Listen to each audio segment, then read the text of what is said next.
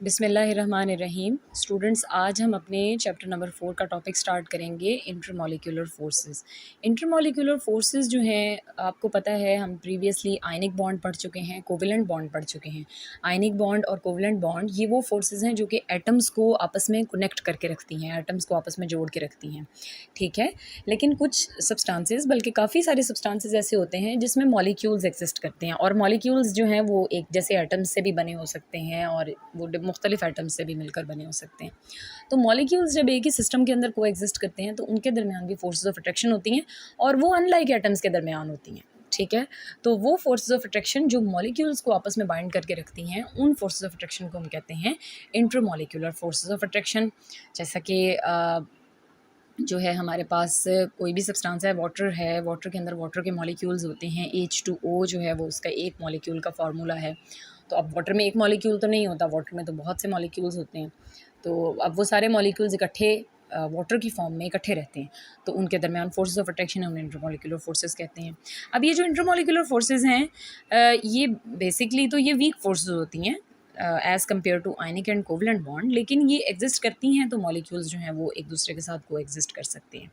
अब इसमें बहुत सी टाइप्स हैं, इसमें यहाँ पर दो टाइप्स को डिस्कस किया जाएगा। इसमें जो है वो डाइपोल इंटरेक्शन है। सबसे पहले डाइपोल इंटरेक्शन का जो है मीनिंग वो इसके नेम में छुपा है। डाइपोल ऐसे कंपाउंड को कहते हैं, ऐसे मॉलिक्यूल को कहते हैं जिसमें दो पोल्स होते हैं। डाई का मतलब होता है टू और पोल का मतलब है एंड। तो डाइपोल जो है वो ऐसे मॉलिक्यूल को कहा जाता है जिसके दो एंड्स होते हैं। डेफिनेटली एक पॉजिटिव एंड होता है और एक नेगेटिव एंड होता है। तो डाइपोल फोर्सेस ऑफ अट्रैक्शन जो है वो पोलर मॉलिक्यूल्स में एग्जिस्ट करती हैं, ठीक है। जैसे कि आपको जो है यहाँ पर दिखाया गया है एक पिक्चर के अंदर, हमारे पास जो है वो एक मटेरियल है जो पोलर मॉलिक्यूल है।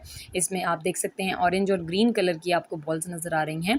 ऑरेंज जो है वो पार्शियल नेगेटिव चार्ज है और जो ग्रीन है वो पार्शियल पॉजिटिव चार्ज है।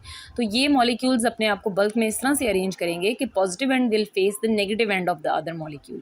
तो पॉजिटिव और नेगेटिव के दरमियान ये जो फोर्स ऑफ अट्रैक्शन होंगी, इनको कहते हैं डाइपोलर इंटरेक्शन, ठीक है। ये तो आ गया। इसमें बहुत से ऐसे हमारे जो है वो ये पेंट्स हैं, डाइज़ हैं, जिनको कि जो है वो यहाँ पर इन्होंने इसको एक्सप्लेन किया हुआ है। You know that paints and dyes are use to protect solid surfaces from the atmospheric effects. They also give visual appeal. Resins are used to coat materials that give toughness, flexibility, adhesions and chemical resistance. For example, dams, bridges, floors, trains, buses, cars, etc.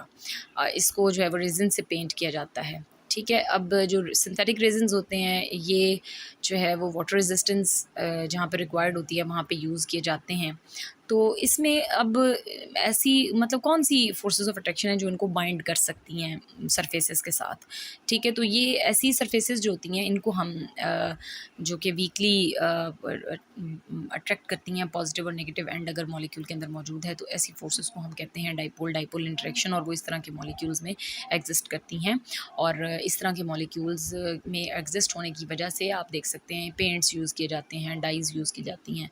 तो ये paint और die इस तरह की चीज़ें जो हैं वो जिस सरफेस के ऊपर भी इनको अप्लाई किया जा रहा होता है उनके साथ वो अपने आप को स्टिक कर लेती हैं। तो वो कौन सी फोर्सेस होती हैं? These are dipole forces. अच्छा, उसके बाद नेक्स्ट जो फोर्स ऑफ अट्रैक्शन है जो कि नेक्स्ट जो है पैराग्राफ में डिस्कस की गई है, ये हाइड्रोजन बॉन्डिंग है। और हाइड्रोजन बॉन्डिंग नॉर्मली एग्जिस्ट करती है उन मॉलिक्यूल्स में जिनमें हाइड्रोजन हो और उसके साथ कोई हाईली इलेक्ट्रोनेगेटिव एलिमेंट हो। और जैसा कि ऑक्सीजन है, नाइट्रोजन है, फ्लोरीन है। मतलब हाइड्रोजन बॉन्डिंग जो है वो इसमें जिनमें हाइड्रोजन होगा और उसके साथ हाईली नेगेटिव इलेक्ट्रोनेगेटिव एलिमेंट होगा, ऑक्सीजन, नाइट्रोजन और फ्लोरीन, तो फिर ही हाइड्रोजन बॉन्डिंग एग्जिस्ट करती है। जैसे कि वाटर मॉलिक्यूल है, वाटर मॉलिक्यूल में हाइड्रोजन भी होता है और उसके साथ ऑक्सीजन भी है। तो वाटर मॉलिक्यूल्स जो हैं वो आपस में कैसे लिंक होते हैं कि the lone pair of oxygen atom of one molecule will attract the partially positive hydrogen of the other molecule. आप इसको इस डायग्राम के अंदर भी देख सकते हैं। यहाँ पे एक एक जो है वो ऑक्सीजन के ऊपर लोन पेयर है और वो दूसरी मॉलिक्यूल की हाइड्रोजन को जो है वो अपने पास अट्रैक्ट कर रहा है और इससे क्या डेवलप हो रही है, हाइड्रोजन बॉन्डिंग डेवलप हो रही है। ठीक है, तो यहाँ पे हाईलाइटेड वर्ड्स में इसकी डेफिनेशन है, the interaction of a highly electron deficient hydrogen, electron deficient hydrogen को हम इलेक्ट्रोपॉजिटिव हाइड्रोजन भी कह सकते हैं, and lone pair on a nearby highly electronegative atom such as nitrogen, oxygen, fluorine is called hydrogen bond. Hydrogen bond जो है ये काफ़ी सारे मॉलिक्यूल्स में एग्जिस्ट करती है, वाटर के अलावा भी। आप देख सकते हैं these intermolecular forces are extremely important in determining the properties of water, biological molecule such as proteins, DNA etcetera, and synthetic material such as glue, paints, resins etcetera. तो ये जो है वो हाइड्रोजन बॉन्डिंग है। तो इसमें यहाँ पर इन्होंने साथ जो है वो साइंस एंड टेक्नोलॉजी वाले पैराग्राफ में एपॉक्सी एडहेसिव्स जो है इसका जिक्र किया है कि ये कैसे जो है वो हमारी डेली लाइफ में हमें बहुत इम्पोर्टेंट इनका जो है वो रोल है। इसमें ये हीट रेजिस्टेंस भी होती है, इनकी प्रॉपर्टीज़, गुड एडहेशन प्रॉपर्टीज़ होती हैं, तो ये बहुत सारी मटेरियल्स के अंदर यूज़ होते हैं। ठीक है, क्योंकि एपॉक्सी एडहेसिव्स जो हैं ये बहुत ज़्यादा स्टिकी होते हैं क्योंकि ये हाइड्रोजन बॉन्ड बना सकते हैं किसी भी सरफेस के साथ। ठीक है, इसके अलावा हम इसको मॉडर्न एयरक्राफ्ट में यूज़ कर रहे हैं, बोट्स, ऑटोमोबाइल्स में, कार्स में, ट्रक्स में ये एपॉक्सी एडहेसिव्स जो हैं वो यूज़ हो रहे हैं। ठीक है, तो इसके साथ जो है वो नेक्स्ट हमारा टॉपिक है nature of bonding and properties. Nature of bonding जो है वो प्रॉपर्टीज़ को बहुत ज़्यादा डिटरमिन करती है। जैसे कि हमने बताया था कि आयनिक बॉन्ड जो है ये स्ट्रॉन्गेस्ट बॉन्ड होता है, बहुत ज़्यादा स्ट्रॉन्ग होता है। तो आयनिक कंपाउंड जो होते हैं उनके अंदर इलेक्ट्रोस्टैटिक फोर्सेस ऑफ अट्रैक्शन होती हैं between positively and negatively charged ions. तो जिसकी वजह से क्या होता है कि उनकी जो है वो फोर्स ऑफ अट्रैक्शन स्ट्रॉन्ग होने की वजह से वो सॉलिड फॉर्म में एग्जिस्ट करते हैं। ठीक है, उनकी क्रिस्टलाइन ज्योमेट्रिकल शेप्स होती हैं, इनके मेल्टिंग पॉइंट, बॉइलिंग पॉइंट बहुत हाई होते हैं और इनके जो ज्योमेट्रिकल शेप है उनको हम प्रॉपर्ली डिफाइन कर सकते हैं। जैसे कि सोडियम क्लोराइड जो है ये क्यूबिक क्रिस्टलाइन शेप में एग्जिस्ट करता है, जिसमें एक सोडियम आयन जो है that is surrounded by 6 chloride ion and each chloride ion is surrounded by 6 sodium ions. तो इस तरह की जो है वो अपीयरेंस पाई जाती है। इसी तरह सीजियम क्लोराइड जो है वो सोडियम क्लोराइड से मिलता जुलता कंपाउंड होता है, लेकिन इसका कोऑर्डिनेशन नंबर जो है वो थोड़ा सा ज़्यादा होता है। इसमें सीजियम जो है वो that is surrounded by 8 chloride item, क्योंकि सीजियम का साइज़ बड़ा होता है तो वो अपनी प्रॉक्सिमिटी में 8 क्लोराइड आइंस को एकोमोडेट कर सकती है, और क्लोराइड जो है वो अपने पास जो है वो 8 सीजियम आइंस को अकोमोडेट करती है। इसी तरह ये जो आयनिक कंपाउंड्स होते हैं जब सॉलिड फॉर्म में होते हैं तो ये इलेक्ट्रिसिटी को कंडक्ट नहीं करते, लेकिन जब ये उसमें लिक्विड फॉर्म में या मोल्टन स्टेट में आ जाते हैं तो क्या होता है कि इनके आइंस जो होते हैं वो फ्री हो जाते हैं। मोल्टन स्टेट में भी फ्री हो जाते हैं और आयन जब एक्वस सोल्यूशन इनका बनाया जाता है तब भी आयंस जो हैं वो फ्री हो जाते हैं, क्योंकि ये आयनाइज हो जाते हैं और इन फ्री आयंस की मोबिलिटी की वजह से दे becomes the conductor of electricity.